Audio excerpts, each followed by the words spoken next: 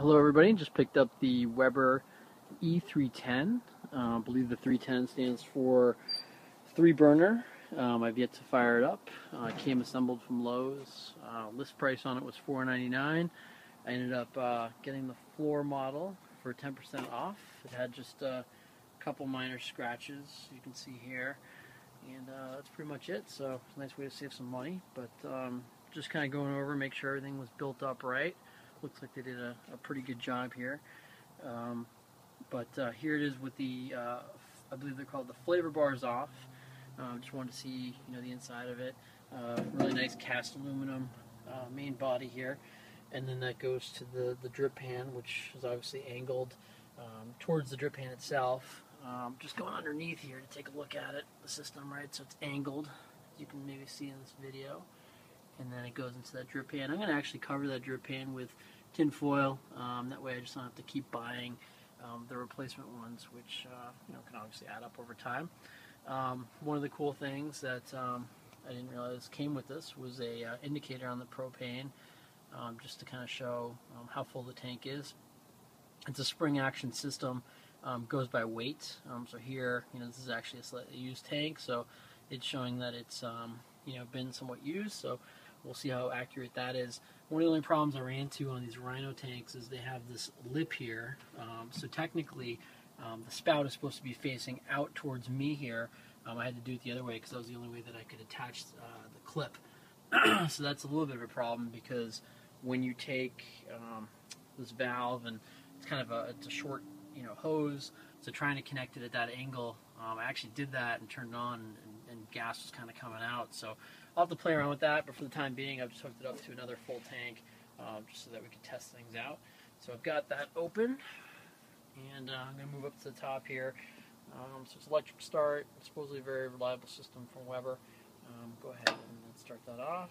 So I've got it on ignite, and sure enough, got the nice flame going through there, and that distributed to the rest. So I'll go ahead and turn those on as well.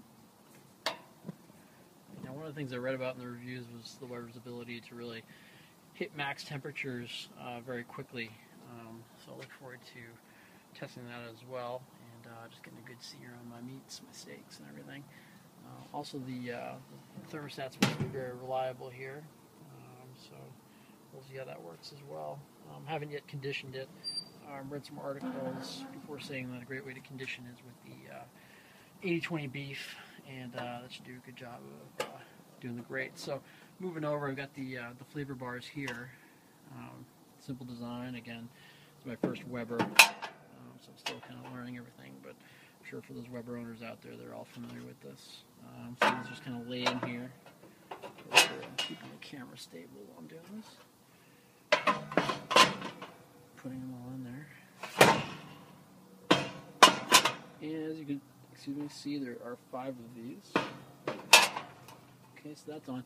Now, one of the things I also read about, so intuitively, I would assume that the pointy side of these things is up, but it's actually the other way around, so bear with me while I flip this one-handed with the camera in hand. Weber and many people online actually suggest that you have the flat side up. Part of the flavorizing function of these, I believe, porcelain-wrapped cast iron grates, which Weber is known for. Okay, so we have those in there, and everything seems to fit very nice. Lowe's again did a very nice job of assembling. I just kind of double-checked all the screws, and was actually impressed with the time put into the assembly. So thumbs up to Lowe's on that, and that's pretty much it.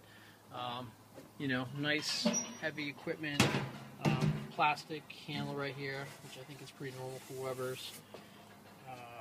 I like the red accents on those knobs. Looks like a lot of the high-end ranges that you see out there, kitchen appliances like the Vikings and whatnot. But very nice setup. So I'm going to mess around with it, actually try some grilling, and keep you posted and see how it goes.